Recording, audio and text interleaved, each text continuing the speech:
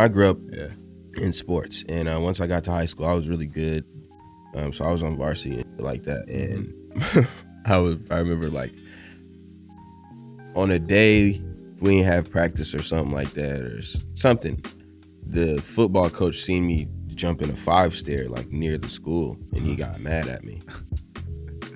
Yeah, of course like, what the fuck are you doing? Yeah. Like, you have, like, what are you doing? You can't be doing this shit no more. And then my dad, he was a coach on the staff. He was like the defensive line coach or something like that.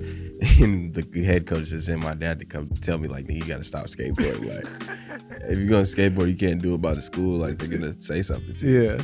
So that's just a moment of duality. I was doing both at the same time. Eventually, I had to kind of lean more towards football until I got hurt.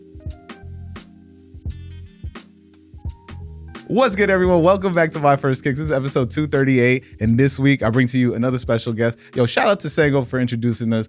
Welcome to the podcast, Key Nyata. Key Nyata. Key Nyata. I thought it was Key Nyata. You know, it's really either one. So then why you correct me? Because I like people that I fuck with to know the right way to say it. You know what I'm saying? Nyata. We friends, so Yeah, you gotta know the right way to say it. Look, man, yo, first of all, yes, again, shout out Sango. Absolutely. For this, because like, yeah, when we first met, man, I was like, he was like, yo, you gotta listen to this. You gotta listen. And you gave me this was like off the phone, right? Yeah. I think it was. And I was like, God damn, this motherfucker nice. And we was there, we was outside of Kolkata Chai, just like vibing out. And I was like, this is crazy. The biggest thing, cause like I was like, I gotta have you on. Cause when I told you the premise of the podcast, and then you like stepped away and you was talking to your boy, and I just hear you going, yo, I got these, it had these, and I was like, I was listening, he's dropping and everything. I was like, yep, you definitely pulling up because I got to hear these stories. So welcome to the podcast. Thank you for having me, my brother. You know, I appreciate it. But for people who are not familiar with you, how about you introduce yourself? My name is Key Nyata, rapper, producer, businessman, you know, Ultra Ground Records with Denzel Curry. That's my brand right now. And also Don't Fold. That's my own personal brand. Yes, sir. Just dropped that EP. Just dropped that EP in April. Don't Fold 2. Don't Fold Volume 2. Yes, sir. Yes. Don't Fold Volume 1 came out the year before in about May. So, you know. And this one has, what's the name of that song? See, I'm terrible with track lists, but it's the one with everybody on it. Headhunting. Yes, Headhunting. And that one went crazy. Headhunting with me, Puya, Denzel, Shakewell, and Kill Switch. Yes, sir. Was that the same list of people that did the On the Radar freestyle too? No. That was this was just like a collective of homies. Like this is just our homies. Like Puya and all those guys, their label is All But Six, and we're Ultra Ground Records. So, but you know, we all have history together going back in the music scene. So we just want to do like a collab. I mean, that's fine. We need more collaborations, man. Yeah, you know, like I definitely think that we live in a like music world where it's like there's least collaborations now. You see a little bit in certain pockets, I would say so. You know, honestly, at this point in my career, this is the most collaborative I've ever been. I didn't really used to collaborate a lot when I was younger. I mean, I saw one of the craziest things when I was looking for your older stuff was that you collabed with Blue Sky Black Death. Yeah, those are my guys. Yeah, and I used to listen to them a lot. They got some crazy beats. Yeah, I actually, I met those guys when I was in high school, and we just started making music. I know, it's crazy. Like I used to skip school and like go to their house because they lived in like the poppin' area of the city, like, you know, it's called Capitol Hill. It's like where all the clubs and the bars are, the music venues and shit, little boutiques. We had Stussy down there, and this store called Goods, and they used to live like up the street from Goods. So I would go to their house and just make music. That's actually where I met Nacho Picasso too. Oh, really? Yeah. That's sick. Yeah, you're originally from Seattle, Washington. Yep. And it's just like, I feel like it doesn't get talked a lot about. So yeah, you know.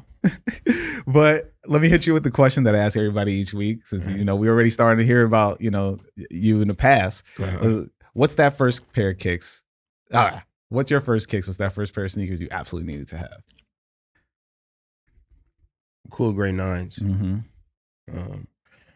It came out when I was probably, I want to say, I was in elementary school still, so I want to say maybe like 5th grade, 4th grade.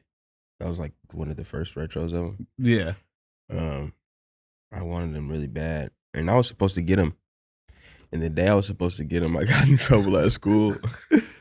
I'll never forget that shit, bro, because I got in trouble at school that day, and as soon as my mom picked me up, she was like, yeah, nigga, you forget about them shoes.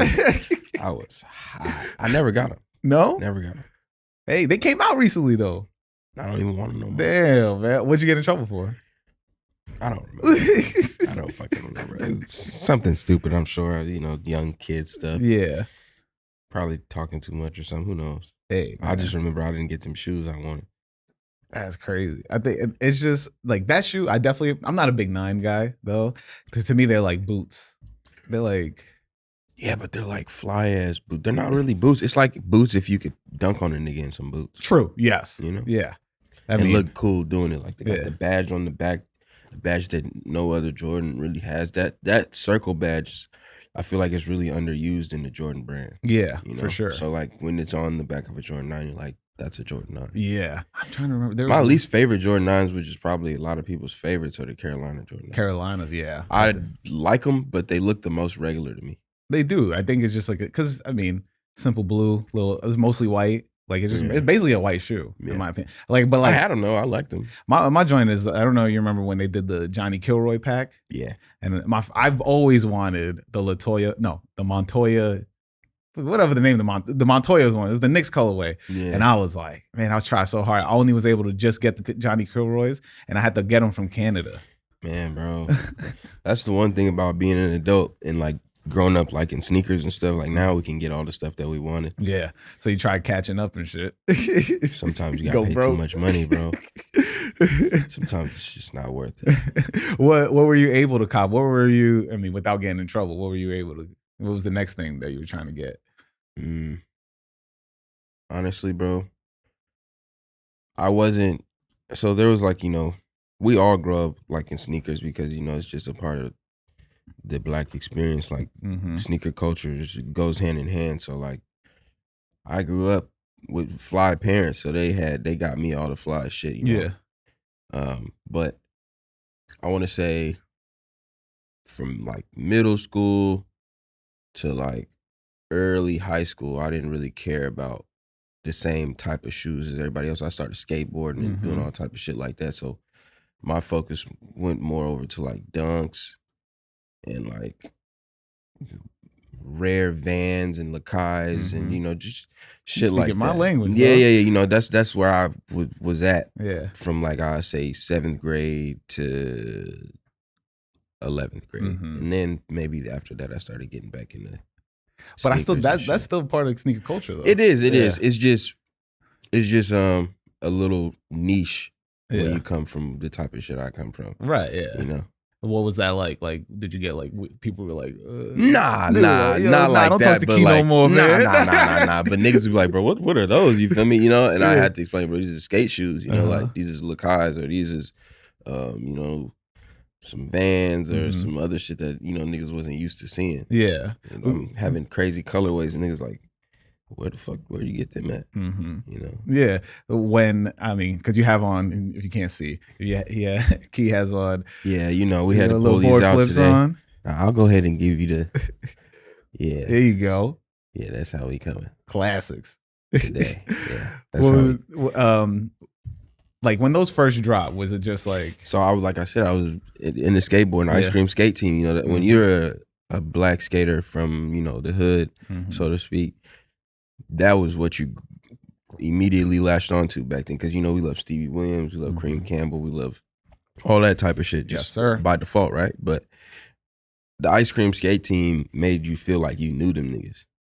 Because it was like you got a big cousin that act like TK, or you got or one of your best friends look like Jacob Walder or something, you know what I'm saying? And then they're dressing the way that we wanted to dress. We couldn't afford that shit. So we at Bosswear in the mall buying the knockoff Bape hoodies and BBC hoodies and shit, you know what I'm saying? But we wanted to be like that. Yeah. So seeing that just made me more comfortable being that type of person in my neighborhood because I was probably one of the only ones, not the first one or nothing like that, but like one of the only ones. There was a couple people I grew up with, like Yola. He was one of them type of dudes in the neighborhood, you know, did his own thing, dressed like how he wanted to dress. You might see him riding a skateboard. You might see him, you know what I'm saying? Yeah. So it was just like seeing that kind of helped me develop my personality as who I am to myself type shit. And I mean, their impact is, and DGK, ice cream, exactly. Like, DGK ice cream, all that. It was real important. I'm definitely curious because, like, you know, I think Seattle is a big skate. It's a big skate state, right? So, like, as you're a black kid wanting to get into skating, what's like? Were you able to like mesh cultures at all? Yeah. Or like were people accepting of you? Yeah, but it's like at the end of the day, it all comes down to what type of person you are. Like, if people already fuck with you, it's not like they finna stop fuck. Like the homies might bag on you or some joke on you, like, oh, this nigga on this white boy shit or something. But right, yeah. But at the end of the day, they really fuck with it because it's like, damn, this nigga doing flip. Like, nigga, I'll be skating through the hood like I'll ride past some niggas or some homies or whatever, like, nigga, do a kick flip or something, you know, some shit like that, and I do it, be like, oh, you know, like, so people fuck with it. It's just not off top our shit. So like, the view of it can be a little skewed, I would say. No, for sure. I think, growing up, I remember the whole like, oh yeah, you into that white people stuff? Yeah, you know, for some people, like, I liked it though, kind of, because it's like, shit, at least I ain't like y'all niggas, you know what I'm saying? It's a lot of people, you know, a lot of niggas is the same. So I just kind of like being myself. Yeah. And individuality, bro. Like, it's one thing I learned early on and I valued early on because I seen a lot of people like shy away from it. Yeah. And I always wondered why. Like, you could be both, you could balance. That's what I always thought. So I did. And it's like, I mean, it's hard to, because you have to let people be themselves, but it's hard when people are always being like, yo, when you're a kid, it's harder to be yourself, bro. Yeah. When you're a kid, it's harder to be yourself. You're more so in the middle of hive mind activity and group think and all this shit, because that's just how it is when you're a kid. Everybody's close proximity. We see each other every fucking day at school, et cetera, et cetera. Yeah. It's harder to be an individual. You got to stand out a little more when you on your individual shit. You got any a story of like where you showed like, you know, this, not like where it's like you found yourself where you're just like, oh yo, this is me. This is what we talking about right now, bro. Like, you know, gravitating towards those certain things. I was this is the duality of, you know, how this really works. I was playing sports and skateboarding at the same time. Like, I grew up playing sports, basketball, football. My dad was a big football dude. This was his football number was 98 and stuff like that. So that's hard. You know, I grew up in sports, and once I got to high school, I was really good.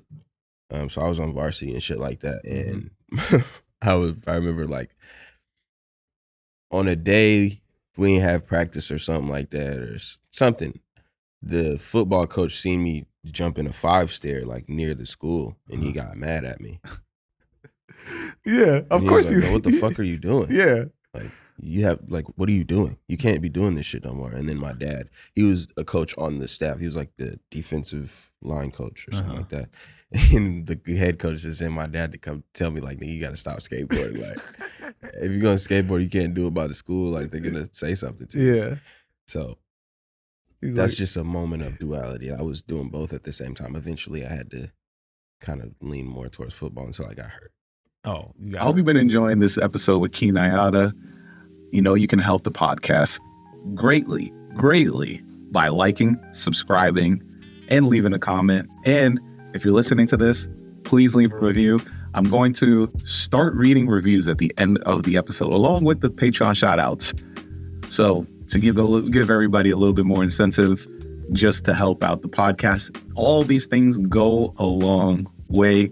You know, we've got some great guests coming. We've got in the future, I will never be stopping, but you have to be part of this by leaving a comment or liking or reviewing. All of this goes a long way. And if you want to help out the podcast tremendously with your hard-earned dollars, you can join the Patreon at patreon.com/myfirstkicks. I got 2 tiers, $3 tier and a $5 tier. $3 tier is just shout outs. $5 tier, you get all the extra content that I will be putting on there. Much like the Portland trip episode, which will be with Aaron and AD. Hopefully I can get that recorded soon. Before Complex Con, definitely. There won't be anything for the Detroit trip, but because it was very insightful and we talk about it, but next week's episode, I do touch on it. So before we get even deeper into this, let's just jump back into the episode. Oh, you got hurt? Like, yeah, that's why I quit playing sports. Man, that's got to be tough. Yeah, I had a really bad concussion. I was out of school for 2 months. I almost flunked my freshman year. That's crazy. Like, yeah, concussions scare me, man. Bro, that shit was scary. I couldn't be around light like for 2 months. How the hell would you just stay in like? I was in my room, darkness all just day. in my room, bro. With maybe a candle lit, maybe. And that, like, I couldn't even watch TV. So I was, I'm a kid, so I was like 14. I watched TV. I ain't give a fuck. I had I put the screen like on the lowest setting. So it'd be like I could barely see it, but I could watch it, Yeah. Because there's no light anyway, so I could watch it. I was being an idiot though while I had a concussion. I was doing some stupid ass shit. I can't even lie. And you remember it still? I remember everything I did. Because, you're a kid, bro. I was overselling it a little bit, probably, but it was bad. I can't go to school. Like if I stayed around light for like more than 30 minutes, it was greasy. Yeah, like, I would shut crazy, down. Yeah, crazy headache. But I was probably stretching it just a little bit. I was doing shit I shouldn't have been doing while I had a concussion and while I was at home for a long time. Let's just put it that way. I ain't gonna say too much. I was doing a lot of shit I shouldn't have been doing. Oh man, that's wild. Good time. That's wild, bro. Like, yeah, having a concussion. I've never had. Well, I don't know if I've had one, but I've definitely played a lot. Now you'll know. Yeah. Yeah, you'll know. I know when I've like, when get your bell rung, bro. You'll know, bro. Yeah. There is definitely a moment. I know where I've gotten hit so hard that like the air out my lungs. Yeah, that's different though. Yeah. That's totally I think that's different. the hardest like I've ever. That is different. That's a different type of feeling. A concussion versus that is totally different. Honestly, if I had to choose, I'd probably choose getting a concussion. Really? Yes. Because I don't remember it hurting. Yeah. Yeah. How could I? Yeah, exactly. I don't remember it hurting. It's crazy. But I do remember when I got the wind knocked out of me, and that shit was excruciating. Yeah, it felt like I was gonna die. It so does. I would rather get knocked out or something, I guess, maybe. But I don't know. When I got my concussion, I guess I was knocked out or something, I guess. To me, I got hit. There's a few seconds I don't remember. And then I got up and everything was like wobbly and dizzy and shit. And I just kind of got off the field somehow. Yeah. I mean, did you? I was gonna say you play the next down. No. This was on kickoff. I'm pretty sure somebody came and helped me get off the field. That's crazy. I don't think I was limping, but I was like noodle legging. Yeah, it's crazy. So have you you would say you got hurt the most in football instead of skateboarding? Because I was too pussy in skateboarding, bro. Yeah, I didn't want to hurt my balls. The 5-stair. 5-stair is big. Nah, bro. I'm black, bro. I'm athletic. Like that's what you seen TK and them niggas doing. Like that shit came natural. Like when you're a kid, you run and jump off shit all the fucking time. That was no problem. It's just me trying to run and jump off and then grind some shit. I'm not doing that because then I'm gonna hurt my balls. And you remember Scarred? That show used to be out around that time. I used to watch Scarred, nigga. I'm like, I ain't finna bust my ball sack open and shit. I'm seeing niggas gashes all the way down there. I'll be like, dude, this is gnarly, man. I don't want to do that. Hell no. So I'm gonna do some shit I know I could probably do. I'll kickflip this 5-stair. That's all I'm gonna give you. You know what I'm saying? That's about it. That's pretty good though. That's very good. I could grind too, like hubbers and like, do a little couple boxes and shit, couple ledges or whatever. But I'm not doing no fucking doing handrails and shit. And vert, I couldn't do that. I can't do that. To this day, people still tell me I ain't no real skater because I can't drop in. I don't understand that. Like when people be like, yo, you're not a real skater. Yo, where are we going with this? I mean, to each their own respect. never learned how to drop in. Yeah, but I it's was not like at you're the gonna skate be. park and doing like, you know, if you at the skate park and shit, but there's parts where I don't got to drop in and I can still do everything y'all do. Yeah, So I done it a couple times. I just never got comfortable with it. yeah. You I mean, know? it's weird. That angle It's is not weird. fun. It's- I don't like just- feeling like I didn't like it. It looks like if I mean, I've never tried it. I also can't skate. So, but I would never say I'm a skater. So I can't say I know I'm not. I've tried I don't to even kick push. I don't even chronicleize myself. I don't say I'm a skater either. And when I talk to the homies cause like some of my homies really do that shit. Yeah, Like yeah. shout out to homie 454, man. That nigga really skate. Mhm. And he, you know, he's a rapper and a Mhm. producer and everything, but he really skates. Like he's really good. So I'm not gonna be coming rocking around like, yeah, I'm a skater. I ain't did no skating in years. I used to skate. Used That's to why skate. I say it like that. Yeah. I mean, look, I love skateboarding. It's always going to be part, like, you know, you talked about Yeah. because like skating brought me to SB, like Exactly, and then bro. once I got into Nike SB, it was That's over what I'm after saying. that. It brought us to where we were supposed to go. Yeah. Were you able to like frequent the skate shops and like Yes. create community? Goods was everything to us, Yeah. bro. You know? Did you just like because I don't know much about the Seattle sneaker scene at all, and even skate scene also, right? But it's like I've always wondered, like, what was that skate like? Were they welcoming? Where they were just Yeah. like They loved all of that. Like that's what they was there for, you know? Mhm. Those guys were good people. Alive and Well took over after Goods and shit like that was gone. Shouts out to Marcus and all those dudes. Great dudes. Mhm. I remember when they first opened up Seskate, they built this really beautiful skate park down in by the Space Needle. Mhm. It's still there. It's fucking awesome. That's fire. Yeah, a lot of the outskirts little towns popping skate parks like the Renton skate park. That's where I, you know, was learning my stuff and not Yeah. learning there, but that's where I would take the shit that I learned and try it out there, you know. Mhm. Federal Way, I think it's Angle Lake. It's a whole bunch just all throughout the Yeah, city, you know. there's a lot There's of just skate always parks. a scene, you know. So Yeah. thankful for that. Shouts out to everybody that came up skating in the city, you know. Mhm. I was skating in the city on Tony Shouts Hawk out Road. my brother Kari Cash, rest in peace. That's the nigga I came up with skating. You look up one of my first music videos, he's doing a tray flip off of a big ass ledge in the Let a Nigga Smoke video. Hey, I'm gonna definitely we gotta legendary. run that back. So shouts out to him. Shouts out to Mike and Raffy too. Hey, Yeah. shout out to All them boys. everybody. Yeah, everybody. because that's fire. Like Mhm. that.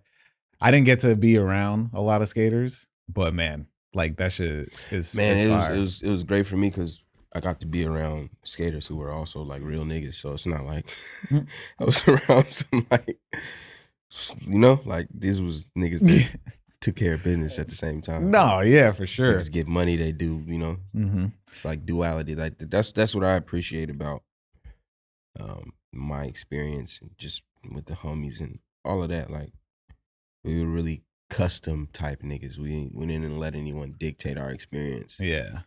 We didn't let the environment fully dictate our experience. You know, Mhm. certain stuff is certain stuff. You got to do what you got to do to survive and do what you got to do. But at the same time, we do what we want to do, and we do, you know, we strive for the shit that we want. Yeah. And that was kind of the whole energy of everybody. So That's inspirational for sure. Cause you know, I don't know how much hardship, but I mean, if you listen to your music, you hear yeah, you how can hear much, some yeah. stuff. I don't You get get too an idea. personal, man. You know, Yeah, I don't always, you know, get super in depth, but that's something I've been kind of opening up about and getting there. So it'll, you know, the story will be told. Yeah. It's not, I mean, I guess it's not gonna be told here. No, Nah. Cause that's too personal. Nah, for it's sure. a lot. It's a lot of stuff. Yeah. The idea is that, like, you know, well, not the idea. The way that you move forward of just like, you know, where you are now, like when does music kind of like take over for you? What do you mean? Like when do you could like be like, all right, yo, you know, obviously the injury is like, all right. Oh, Yeah. So okay. After that,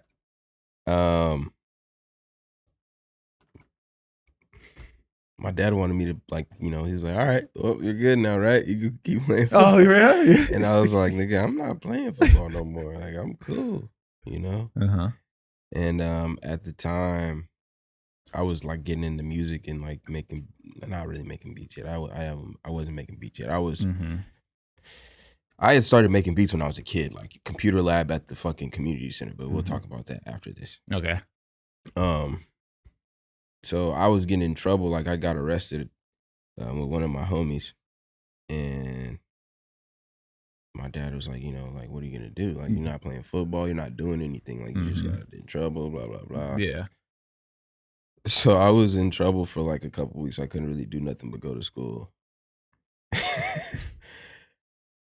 But my dad had this laptop, and one day I was just like, hey, can I use your computer? He never used it. Yeah. You just had a laptop just in the crib? Yeah. Yeah. That's But in that time period, bro, people wasn't really on like the internet a like grown man, like this nigga probably 40 by then, you know what I'm saying? He wasn't using no damn computer. No, yeah. He had it for whatever he had it for, but I never seen him using that motherfucker. So I was like, yeah, let me use that. And I had this Logitech PlayStation 2 microphone. Hey, from Rock Band. Yeah. Yes, sir. I downloaded Mixcraft and FL Studio. I taught myself how to make beats again, because I knew how to make beats, but I started on Acid Pro 7.0. I was like 10 or 11, so I didn't really. Damn. Yeah, so it was totally different from FL Studio. So I kind of knew what I was doing, enough to where like in a couple of days, like I had made a couple beats where I was like, all right, I can rap on this. Because nobody would give me beats, because just niggas is talking about, oh, I'm about to rap or something. We're in high school, like there's people that do stuff, but they probably taking it more serious than I was. Yeah. So they're like, oh, whatever, Actually, I had asked Keyboard Kid for some beats, and he was not having it, but I wouldn't have either. Like I was literally like a 14-year-old, just a kid. Bro. Yeah. So I made my own beats and stuff. Started rapping, and I would just put shit out on YouTube, just for the fuck of it. Like, and then while I was like on this restriction type thing, because I told you I couldn't do nothing but go home after school, like I would get picked up. Usually I'll take the bus home, whatever. But they was making it a point to like no freedom type thing. No, yeah. You're just in the after crib. I got arrested. Yeah. Shit. So I would come home straight from school, make a song and put it out every day. Damn. And I did that for like, I don't know, a few months. Oh man, yeah. And then that's mad work. Yeah, people started catching on internet shit. Like I had some people in Chicago that I used to make music with. And then eventually I connected with like Space Ghost Perp and shit like that. And from there, tour music. Damn, man. That's crazy. I mean, look, we do shit on the internet now a lot. But that was like before. Yeah. Because there was people like popping locally at my age, like in the scene at the time. But I knew how to beat what they were doing. Yeah. Because they weren't taking advantage of the internet. They were trying to, but it was staying local because, we're local, we're kids. We only know what's around us. So I took it a little further, and I was like, I'm going to follow people that are not from Seattle, that are doing something, and I want to see like what happens if I interact with these people. And I guess that was the formula. Yo, that's wild, though. It's like, yeah. I mean, because we always think about when we were like, yo, we got to get popping locally first before you move out. And then it's just like, I seen it as I seen the internet as an advantage because, at the time we're watching like Currency, Wiz Khalifa, Lil B, all this shit happen. And I'm like, the only act that was like a local celebrity probably out of all those three was like Wiz, Yeah, for sure. But the rest of them, like, not to say Currency wasn't loved in where he's from, he always has been, and Lil B is from Berkeley, they love him too, but their online presence was like more prominent than anything. Yeah. And to see how they were doing it, it seemed like the right thing to do. So at the time I was like, I'm gonna just do that. And it worked. Yo, I mean, it worked pretty instantly too. Yeah. Like whatever was going on in the city, I eclipsed it in like a year. That's why Blue Sky Black Death and them niggas reached out to me. It probably wasn't even a year. It's probably a few months, bro. Wow. And I was still like a sophomore. Yeah. That's crazy, dude. I mean, look, and I was doing shows, selling them out within like a year.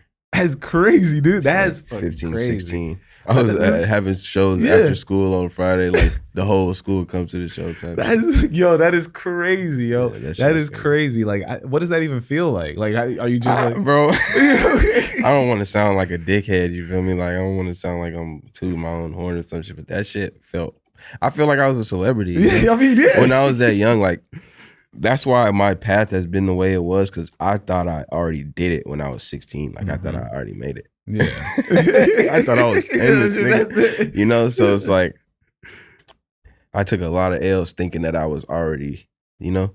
Just not having the foresight of, I ain't have no guidance in that system, you know? So it's like, there was no older homie like, make sure this or make sure that. Like, the older homies I had, they were growing with me at the time. Like Nacho was like the only person to really take me under his wing and help me do this and help me do that. But he himself was going through his own things and being his own person. So it's like, he could only teach me and show me so much. So I was still bumping my head and etc. But it was a great time, a great learning experience. And it has led to the reason I'm sitting here. Yeah, for sure. I mean, I was definitely wondering, like, how'd you get here? Like, how'd you get to New York? Because that's easy. If you want to skip ahead, it's a fragmented story, but it all makes sense. So high school, I graduated at 17, and I turned 18 maybe a couple weeks after graduation. So right after I graduated, my homies, they're, you know, like a couple of years older than me. Yola's a few years older than me. He was like the older kid counselor at my Boys and Girls Club growing up. So that's how I know him. I've known him since I was like 9. Whoa, okay. So he had a crib out here in Queens. He was going to St. John's. He was already probably like a sophomore or something. And my other homie who was managing me at the time, his name is Wasami. He had just left from Seattle to go to St. John's. Like, he was a freshman. And they had this crib on 179th in Jamaica, Queens. And I graduated, and he was already here managing me, but, you know, I'm in Raider Clan at the time. So I'm like, nigga, I'm not doing anything. I'm just in Seattle. So I remember I just called them and said, nigga, I'm finna move in your house. So I did. You're just like, I'm in, I'm out. They wasn't gonna tell me no. Yeah. So I was out there and was here for a minute. And that's that was at the height of everything though. We was like beefing with ASAP and all them guys at that time. That's really why I came, honestly, because they told me I couldn't come to New York. Oh, yeah? Yeah, so I used to post my train stop and shit like that. I was on some dumb shit. Bro. That's wild. Yeah. That's wild. I was being crazy. I actually don't know about the beef between them. Oh boy. Could you give me a little synopsis? Because maybe you want a synopsis? Just a small little. It's just a documentary, bro. It's not really a synopsis, honestly.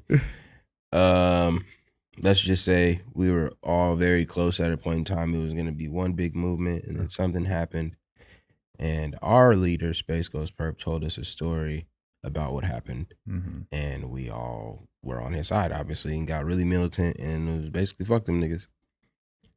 But we didn't ever get the full side of the story until years later. Yeah. It turns out he may have been in the wrong a little bit. We didn't know that. Yeah. So, you know, that's just, you know, how the cookie crumbles. I was actually really close with ASAP Yams. Rest in peace. Yeah, before like all of the beef stuff, like he used to call me in class and we would just chop it up. I had this fucking marketing class where he didn't really do anything. And me and my homie Hayes, we used to sit in the back of the class and just like talk shit. And then Yams would like call and be like, bro, you got to come to New York, you know.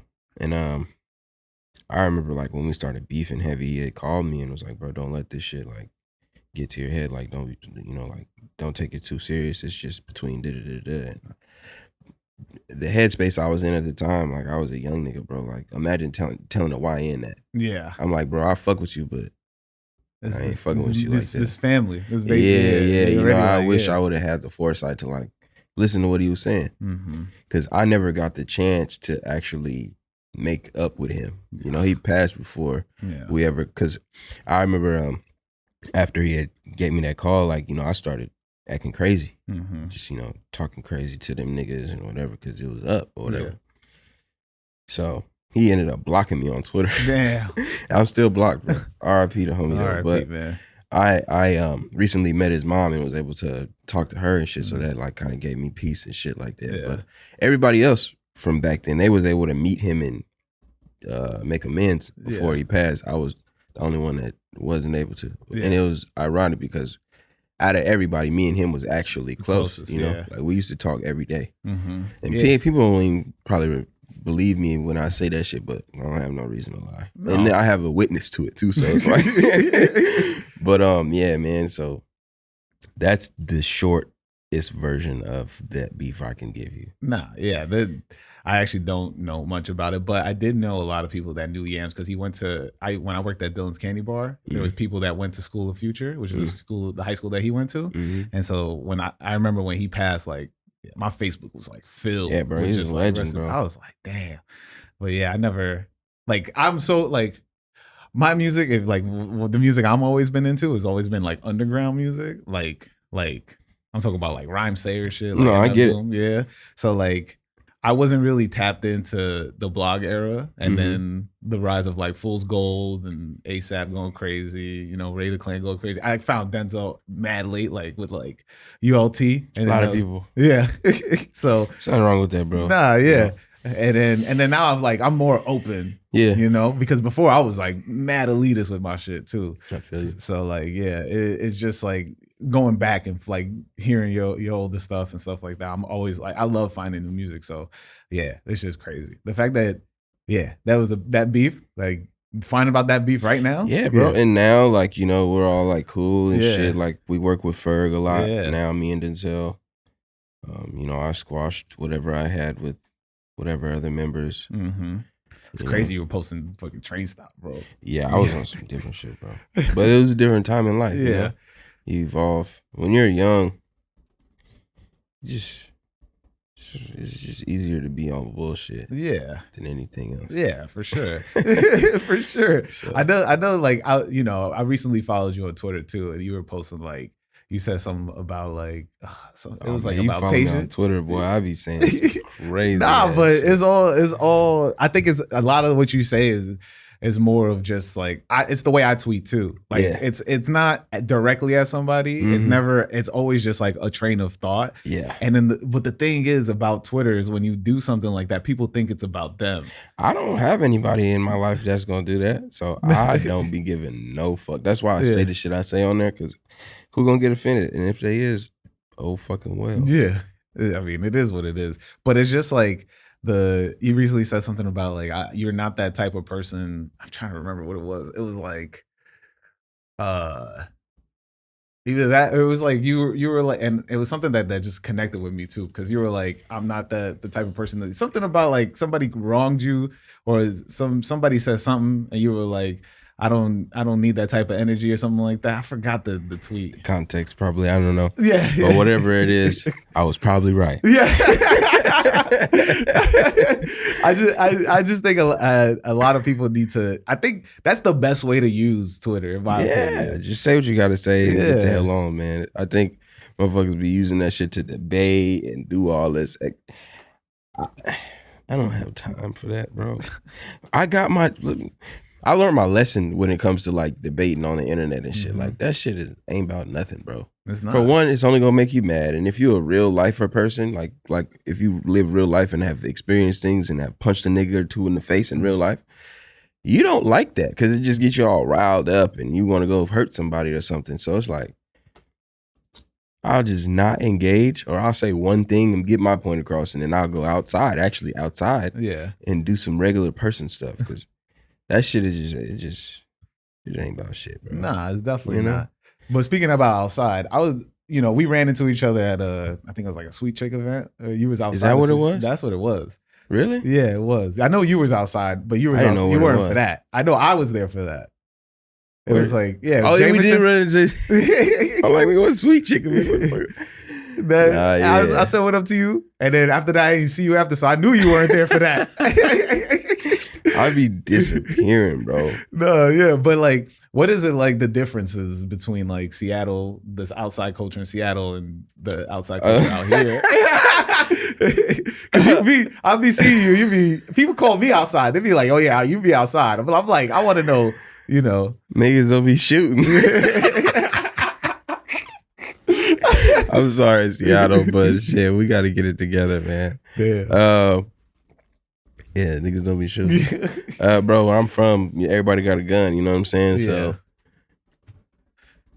you know, a lot of people do have them out here too. But it's just not the same, bro. It's not the same. And I tell people this all the time. Like, the energy just ain't the same as the energy over there when it comes to people carrying guns. Out here, I feel like if a nigga carrying a gun, it's for a very specific reason. Mm-hmm. I'll put it this way. If I see an altercation pop off out here, a nigga might have to go get his gun. Yeah. Where I'm from, he already got it. You got it. He finna just up it on you. Yeah. You see what I'm saying? Yeah. That's a big it don't sound like a big difference, but that is a big difference between gun cultures and how niggas interact with that type of stuff. And even the style of a person interacting with you out here is different. Like, on the West Coast, you might get pressed by somebody. A nigga, where you from, this or whatever that.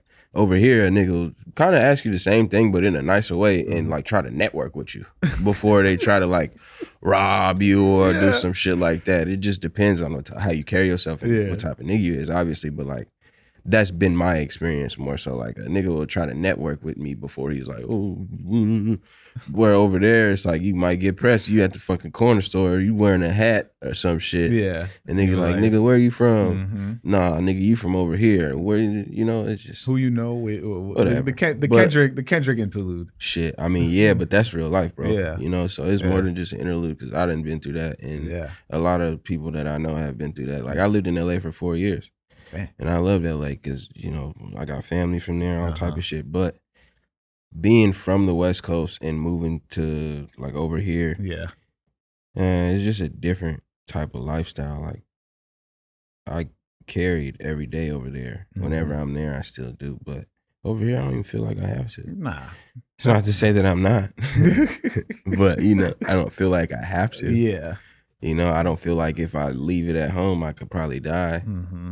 But if I'm over there, I might feel that way. Nah, yeah. You making me feel unsafe when I'm in LA now. No, it's not even an unsafe thing, bro. It's just I do think it's about intention. Part of what though. it is. It's intention, but the randomness of the violent type shit and energy is it'll bleed onto civilians easier than it would over here. Like, shit that I've noticed is the op shit and all that, they keep that shit compartmentalized over here. Like, they keep it to themselves, kind of. They don't really let that shit get onto civilian life. Whatever it may be, the cops or whatever, I think it's just niggas doing a good job of keeping shit to themselves. Personally, that's what I think. I don't know. Yeah. You know what I'm saying? But I like it. Hey. Shit, keep that shit to yourself. Keep it in your block. Keep it in your name. Oh, for sure. Like, what's the point of having it happen in the middle of freaking Union Square? Why? You know. But in LA? Oh, yeah. It's going down to any place anywhere. Fairfax, yeah. Oh, yeah. Yeah, for sure. Fairfax, Melrose, you're getting robbed. You might get shot at. All type of shit. Yeah. Even though we weren't talking, my question was more about LA. I do want to say this. Shout out to LA because I love LA. I don't want niggas to be thinking like they're gonna watch this and be like I'm just trying to talk bad. No, I love LA, bro. It's just, you gotta be honest. It's more dangerous than a lot of places. No, for sure. That's just what it is. Hey, you know, everybody's angry because of the traffic out there. I don't know what niggas be mad about.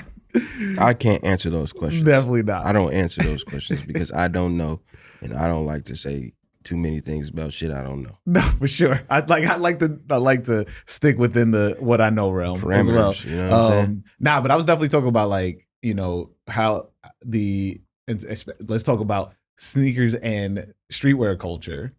How the differences between Seattle and very similar, actually. Yeah. You guys are obviously more high fashion and shit, right? We're like a good medium of comfort and high fashion. Okay. Yeah. I would say. Yeah. A lot of people will say Seattle people can't dress, but I don't think so. I think that's very untrue. It's the way that we dress is just a little bit different because, you know, rain, overcast. Yeah. we experience all the seasons, but that's kind of like whatever our default, right? Right. Yeah. So, tech fleeces, Gore-Tex jackets. Mm-hmm. Won't really do Timberlands. No. But you might see a nigga in some Palladiums. Okay. Or some Timberlands too. It happens. I'm not saying. Slept on. Yes, I agree. So. Yeah. Mac Dre, shouts out Mac Dre for making Palladium popular on the West Coast. Yes, sir. You might see that type of stuff, but we really wear everything. It's really kind of the same when it comes to Seattle and New York. It's just we don't got no runway shit. We don't got no, Yeah. When you go to like Soho, you're like, all right. Nah, it's cool. Like I've experienced before, so it's not a culture shock to me. Like I get it, and this is the place where you're gonna see that. Like you got to expect that here. Yeah. Where we're at over there, you gonna see that too. Like don't get me wrong, there is fashion stuff going on, and it is happening. It's just not like here. It's not like loud. Not like no, everywhere. It's not loud. It's not everywhere. But if you see it, you be like, oh shit, some fly shit. It's there. It exists for sure. It's just the way we do it is a little different. Yeah. You mentioned culture shock. What was the biggest culture shock out here to you?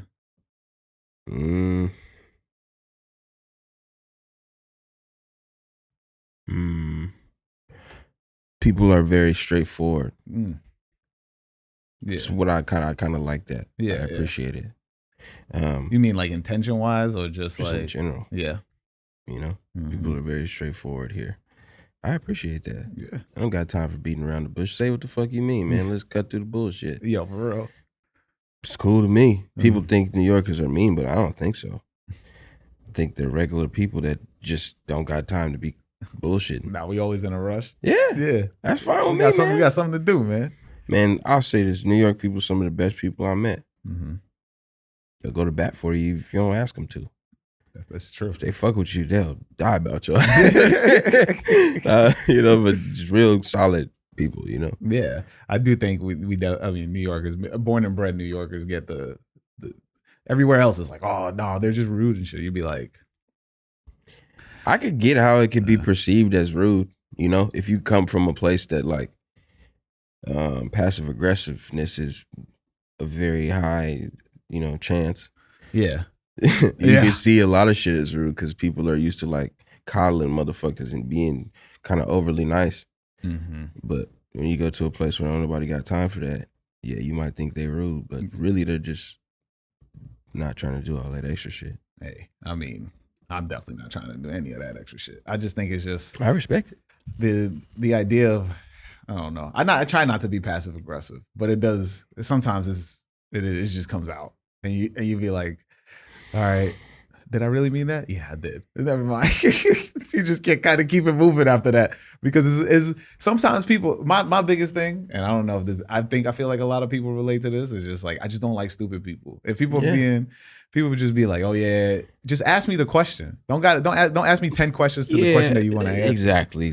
I don't like precursor questions either. Like a nigga will ask you a question to ask you another question. It's like, why ain't you just ask that question?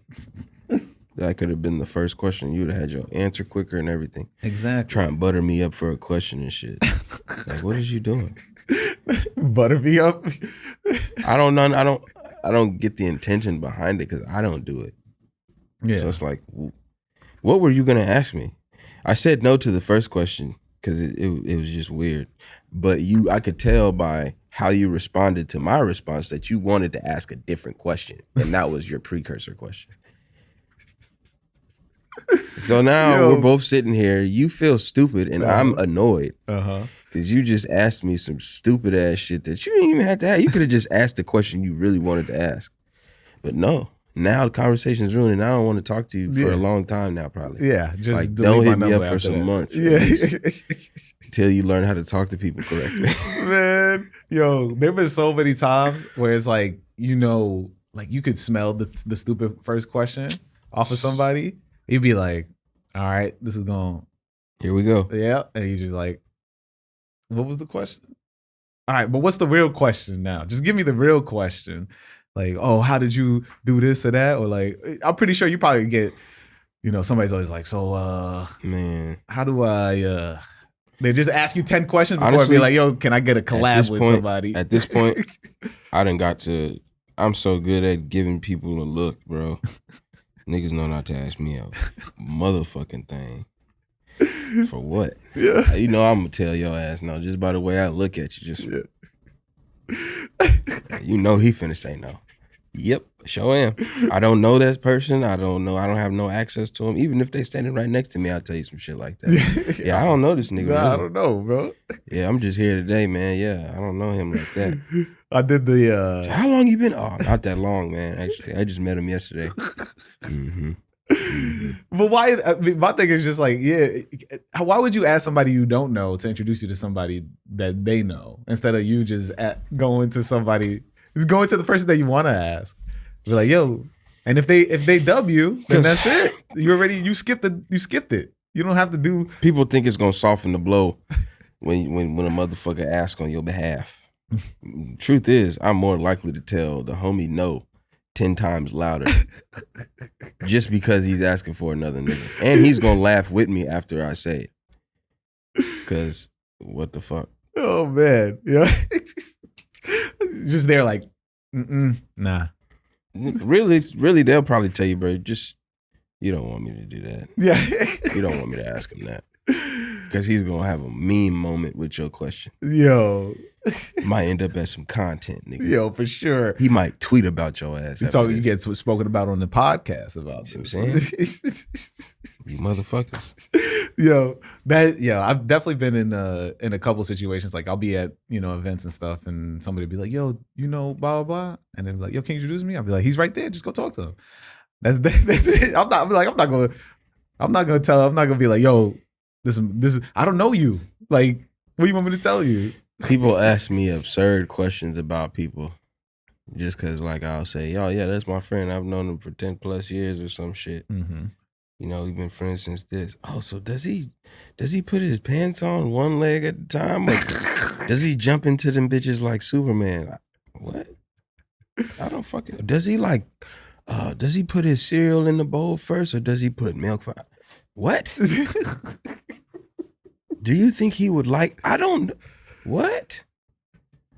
I'm his friend. I'm not this nigga's underwear. What are we talking about? That's crazy. Nah, that's crazy. I don't know what's going on. People are bold, man. In the wrong way. This was a precursor question because I'm about to ask you a dumb question. All right, I'll accept. So during your journey, right? While you're moving around, right? Were you still copping kicks? Yes. Was there any standouts or like you got any stories of like must cops you were just like, yo, I'm glad I got these, I've moved so many times in different places that I've lost a lot of shoes. Yeah, that's got to be tough, man. And I had this one. Now, this is probably not like crazy special or anything, but it's just a pair of shoes that I really liked. Mm-hmm. I had this one like limited edition pair of like Stan Smiths. Yeah. But they had like fucking polka dots on them. Oh, I think I know. Yeah. Oh, they were so fire, bro. They were so dope. I was in a big polka dot phase for like a hot minute. Yeah. So like I remember those. Yeah. There was also a Converse that had like all polka dots. I don't know if you've seen that. No, I ain't seen that. Yeah. I do know what Stan Smiths you're talking about. Yeah, it was blue and they had like white polka dots on the motherfuckers. I miss those shoes. Yo, find them. Find a pair. What size are you? 11 and a half. 11 and a half. 12. Send it to Key's Instagram. See, please let me know. Is there like did you had a pair of Carmine 6s? Ooh. Carmine 6s are always, that's a classic right there. Moment of silence. Yeah. Was there ever a shoe that you were just like, yo, these are the shoes I gotta wear on stage? Or were you like to complete a fit? Or is there something that you like, what was that shoe? It was recent. Yeah? Yeah, it was recent. It was them SB4s. Oh, them yeah. SB Jordan 4s, the Navy and white Ooh, the ones. Navy ones. Yeah. Yeah. Clean. Yeah, these are my favorite shoes right now. Did you going that's it? That's the you gonna rock those out like continuously or Yeah. I wear my shoes. Yeah, you got I can't be one of them guys, man. I like my shoes. I like them, but I'm gonna wear them. That to me was like the iconic. Like that hit me hard. Like when they did that, when they did the SB4. I liked it. Yeah. You know, I appreciated it because it goes back to the culture, bro. Like, man. You know how many niggas that I skated with growing up that skated in Jordan, bro? Not because they didn't have, because they wanted to, or because that was just the shoes they was wearing that day. Yeah. Jordan 1s, Jordan 4s, whatever the fuck. I was the opposite, bro. I was playing ball in SBs. You're crazy. For real, bro. You was trying to break your ankles. That after like I would lace them tight, and then I would play ball in SBs, bro. So like when I saw Kareem in the was it the Kareem? I don't think he's skated in Jordans. I'm trying to remember who I saw was it Lance?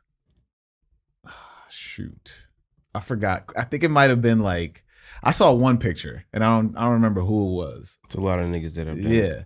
But it was I'm talking about like when I used to get Thrasher in the mail or like Skateboard and Mag in the mail. Might have been. And so like I remember seeing somebody and I was just like, oh shit, you can actually skate in Jordans, and I was just like, I could play ball in SBs. Doesn't go both ways. Doesn't go both ways. Listen, man, I was reckless. Man. I understand though. You're a kid. You can play basketball whatever you want. I wasn't a kid.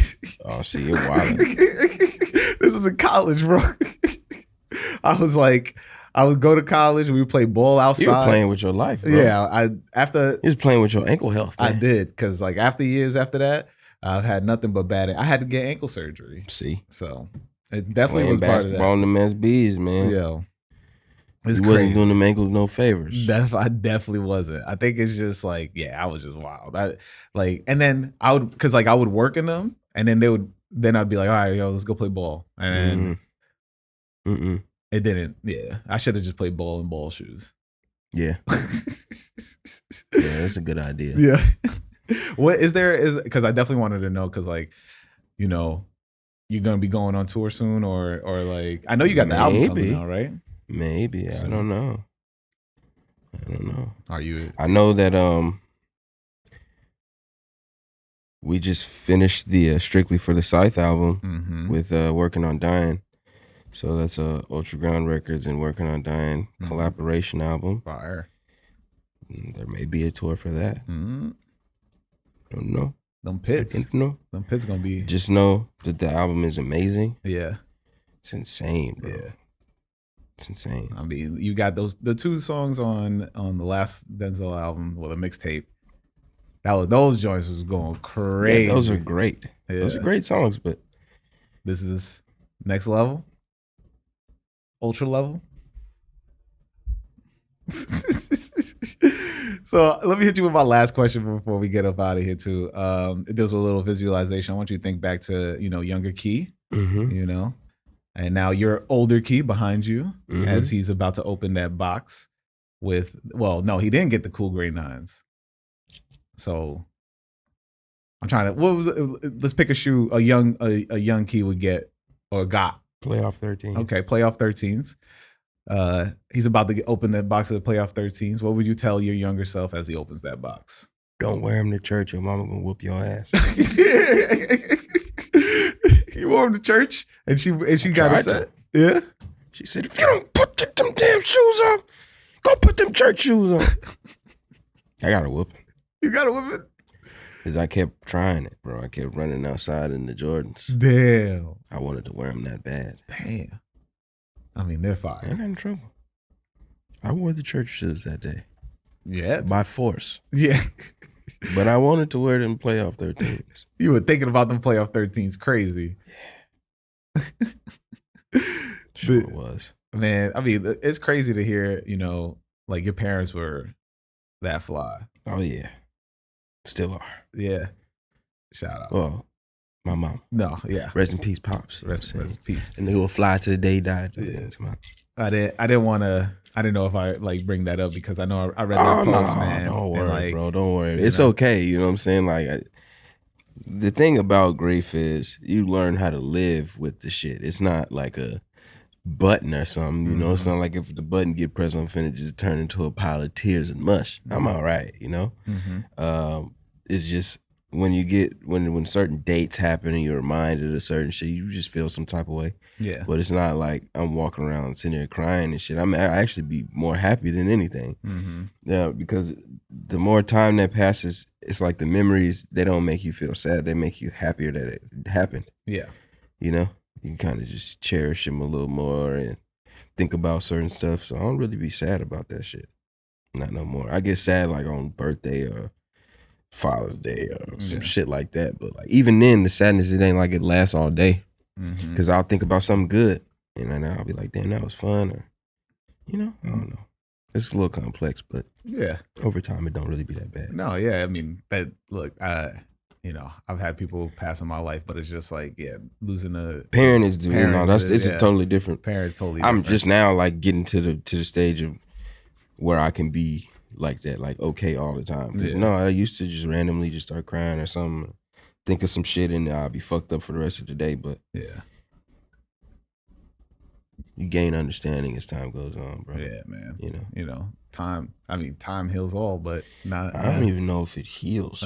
It just goes. It's like growing. It's like you get your arm get cut off, and you don't grow it back, but you grow a new arm. Yeah, like in a different place. Yeah. So it's not. It's kind of. It can still reach. It works. It reaches things. You got another arm. You don't just got one arm. Yeah. You got another one still. I mean, it's rough. I just didn't know, like, and I mean, I'm definitely keeping this in, but it's just like, I didn't know if like a lot of your sneaker memories were, attached to him. Definitely, for sure. Yeah. I used to take that nigga's shoes as soon as I could. He wore size 13, 14 type shit. So I would have to find shoes that I could put on 2 pairs of socks. You know what I'm saying? Yeah. Like I'll try it with the 13s sometimes. They never really work though. Hey, I'm a size 13. See what I'm saying? Yeah. I can't even fake that shit. I'm size 12. Yeah. But like I could fit 11 and a half. And if I want to hurt myself, I could fit 11.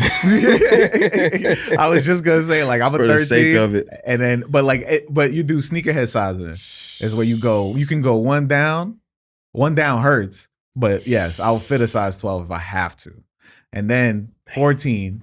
But I think I had to, like, every time I'm like, oh yeah, I'm a cop of 14. I'm a cop this. I'm a settle for 14. I have a couple pair of 14s in my crib. That's crazy. And so I like cop them because I I'm would like, never do no 13s. Like I just feel like that's just, it's too much space. Like, but you're like I gotta get them. It's like a Cadillac sneaker.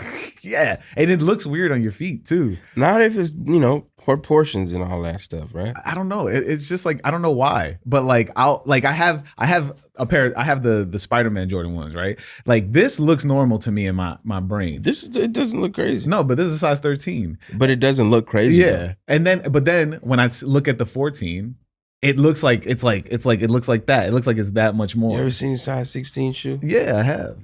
Go to Marshall's, so you'll see a size 18. Trust me, I know. You're just holding like, what the fuck is this? I wouldn't wish that on nobody. You get Wemby feet. How you gonna get fly, bro? Look. How you gonna get fresh? Cameron voice. I can't even. I mean, the only tall fly nigga that I ever seen, bro, is Bobo. That's it. He get fresh, bro. Because he be walking on runway, bro. You ain't never seen Bobo? Nah, I've never seen him on a runway. But look that nigga up, boy. He be putting that shit on. Because I thought Carl Anthony Towns and he got no. Wait, whatever. Look, whatever. But, I mean, he can have it. He can have it. Whatever. He can have it. I'm talking about really putting that shit on, nigga. I'm not talking about some NBA mandated drip. Okay. All right. You a millionaire. You could dress all right. I'm talking about really putting that shit on. Okay. Bobo, only tall nigga, I say. Tall nigga. Now, a lot of them NBA niggas can dress, but I'm talking about tall, 7 foot, whatever. Kevin Durant can't dress, but he don't try to. Yeah. He knows that he look crazy. Uh-huh. Bobo, however, somehow pulls the shit off. Yeah. He looks cool. I'm gonna have to look it up. I was just seeing some shit. I'm like, man, that nigga put that shit on, man. That's crazy. Like, yeah, nigga, man, big, tall ass mother. Yeah, man. Imagine being like Bobo tall, and you got an office job, and you still got to get the drips off. It exists. I'm sure it exists. It's tall motherfuckers doing regular shit, bro. They have to. Yeah, they have to. It's tall motherfuckers doing. Not everybody can shit. make it to the league. No, man. Somebody gonna have to sit down. Yeah, you know. It's tall desk job niggas, bro. They stand up and they taller than the whole everything. You see it all in everybody business and everything. You don't want them to be your manager because if they catch you, he's hawking the shit. Yeah. So, just walk through them little cubicles, see everybody's shit. You don't even got to come to your desk. Get back to work. Yeah. Shaq is your boss. Shh. Terrible. What you doing over there? Telling you, bro. My cameraman, bro, he like 7 feet. Shout out my nigga Corey. He not really 7 feet. He's tall as hell, bro. At least like 6'6". You know what I'm saying? Yeah. Everywhere we go. Yeah. Everybody crazy. Just be. I mean, you got the best point of view. Yeah, any concert, bro. Yeah. I be like, bro, what's going on over there? How's it looking? I can't see. I can. I'm 6 foot, 6'1". I'll be having to stand on my tippy. Yeah. I'm in the crowd, man. That's why I don't do crowds, bro. I've never been a crowd person, though. No. Nah. Just VIP. Mm-hmm. Oh, that's why I started rapping when I was a kid, bro. I want to be able to somehow be side stage or backstage. I don't want to be in the crowd because my first concert I went to, I paid my own money for. Me and my homie went to a Wiz Khalifa concert. Mm-hmm. Wake and Bacon tour. I'll never forget that shit because it inspired me to like actually take rapping serious. Mm-hmm. Who's in the crowd? I don't like that shit, bro. No, I don't like that shit. I'll hit one of these motherfuckers. I don't like that shit. So from that moment on, I was like, yeah, I got to figure out some type of way where I can enjoy concerts and not have to bump into nobody. Yeah, I don't want nobody stepping on my shoes. I don't want nobody spilling no drinks on me. Mm-hmm. I don't want none of that going on. So I got to be somebody important. Yeah. How am I going to do this? Rap. I'm just kidding. But I definitely don't like crowds. I mean, that's crazy. I think I was trying Even when I go to shows now, bro. Yeah. I don't always be backstage or side stage, but I'll get tickets to where like. You be like in the balcony type area. Yeah. Especially like Terminal 5. Yeah. Yeah. Which I'm not a fan of. But like I've never been on the balcony level on Terminal 5. It's not that good. I don't know. So I went to the Clips. Mm-hmm. I went to the Clips out here at Brooklyn Steel? Yes. Yeah. Yes. I was in that VIP balcony. Oh, excuse me. Okay. I was in my house. No, VIP balcony, man. I was smoking and everything. Yeah. That was a great time. I saw AZ at the City Winery though. Mm-hmm. I mean, that was the greatest experience ever. I was eating the charcuterie board. I know, yeah. I had some wine. AZ was rapping "How You Living." Uh-huh. You felt rich. That feels like very rich. Yeah, that feels mad rich. I felt very rich, bro. You're just there like, yeah. I was like, damn, I made it, nigga. This is the 30th year anniversary of Do or Die. I'm 30 years old. I just turned 30, so I'm like, damn. I looked at my wrist. I looked at my. If my 15-year-old self could see this, he'd be like, damn, who's that? I was like, yeah. It was one of the moments where you're like, damn, that's crazy. Because, that's one of the albums that, like, taught me how to rap. Mm. You know? Mm. I used to listen to a lot of AZ and Nas when I was a kid. One of the first albums I bought with my own money was Stillmatic. Yo, okay. Yeah. That's fire. Yeah. That's fire. You got to work on that Nas feature. Well, I don't. You get a Nas feature. I wish, bro. Like that would be crazy. To meet Nas, you know what I'm saying? Like I got to meet Nas. Yeah, nah, like that's just to just meet, crazy. bro, Yeah. with because I still be meeting people and I'm just like, man, you don't even know, bro. I hate being like a super fanned out dude, but like for some people, it's just like, It man, just happens. I never ever thought I'd be even 200 feet away from you, bro. You know? And now you're with that. Like when I met Kanye and I got to talk to him, I was like, shh, nigga. I just had to tell him, like, bro, you mean so much to me, like as an artist and all this extra shit. I don't even remember what I said. I just remember saying, bro, I got so much love for you, man. Thank you for making music. And he just looked at me and said, thank you, bro. And I gave him like a handshake, a little dap, and that was it. That moment changed my life. Because like, bro, that's the actual first concert I ever went to. I think it was Glow in the Dark tour. I was probably like 12. My mom had bought me a ticket for Christmas, so she took me to see Kanye. That's crazy. Because that was my favorite rapper at the time. That's fire. Shout out moms, yo. Shout out Mom Dukes. I mean, we're towards the end of the podcast, but so let everybody know where to find you. You can find me on Twitter at Key Nyata, KeyNyata. Same thing on Instagram.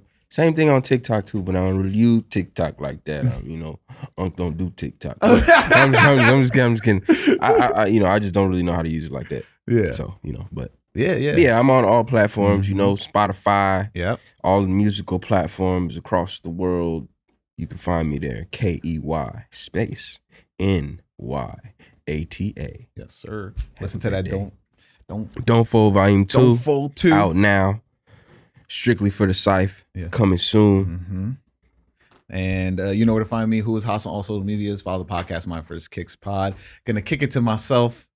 Do Patreon shout outs and to plug whatever I gotta plug. So on to me. Thank you for listening to this week's episode with Key Nyata. We talked a lot. And we went from sneakers to growing up in Seattle. That concussion story is crazy, first of all.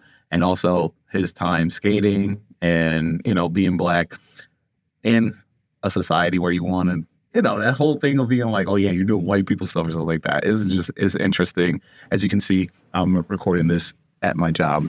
So, trying to make sure I stay up to date with the Patreon shout outs and everything, because if you want to get a Patreon shout out, I try to at least let people rock until Wednesday, but this is Thursday, literally the day before this episode comes out. And so I wanted to get this out and get this in there. But let's jump to the Patreon shout outs. Patreon shout outs start off with every week. You already know Adam Newstetter. Then we got Ross Adams. Then we got Fresh Poetic, Derek. Shout out Derek. And then we got Adam Butler, MSR. His podcast has been starting up, so make sure you tap into that. Got to give him that shout out because he helps me out each week. And also Jesse G. Very interesting episode. And my time at Detroit was also interesting. Very much put the battery in my back in terms of just like wanting to be a bigger voice and help others, especially within the industry, to say, and also just be of service in terms of just like getting these stories out. Currently a lot of sneaker media or forms of sneaker media has mainly just been around the sneakers releasing, but not necessarily the stories of people who buy them. And so, or create them or work within the industry. And so, or even that, or just even anybody that just enjoys sneakers, like that is something I hold near and dear to my heart that I'm able to bring. And I don't just keep it to just people within sneakers, like bring it to everybody out around or part of like the outside culture that we all live in. That's why Key jumping on this episode was really cool. Previous guest Sango, who's, just helped me tremendously ever since this episode. And it's just like hearing all these other voices talk about their love for sneakers has always been something I've been wanting to bring, right? And I feel very proud of myself and from starting this in 2020 and continuously growing this over time. Like, it's been a hell of a ride. And so, and not saying that like, it's been a hell of a ride. All right, no episode next week. No, we're going to keep going until the wheels fall off. You know, as I've said, Patreon is a tremendous help. I've been trying to put more time into that and just build that out a little bit more. So if you do want to join, it really means a lot. If you do, patreon.com/myfirstkicks. It would help the podcast grow because I can use that fundage to bring it back into the podcast. That money only goes straight back into the podcast. We've got shirts. D helped anybody who's ordered a shirt previously. You will have been gifted the original shirt, the pre-order shirt, just as a thank you for being patient.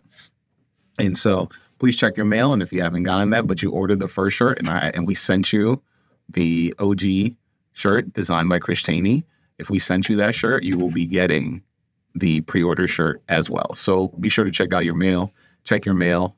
And hey, man, like, really appreciate y'all. Hope you enjoyed this episode. You know, we didn't really touch a lot about sneakers, but we did touch some sneakers. We touched about, and so, you know, me and Key, we became really cool. And I really wanted to share his perspective and his stories with this episode because that was like our first really, really like long conversation. We'd always have like small conversations and they were always super thoughtful. And so I really enjoyed this. But if you want to check out more conversations, much like the one that you just listened to now, check out these 2 episodes here or subscribe to the podcast using this button. And you know what we say each week, wear your kicks. Peace.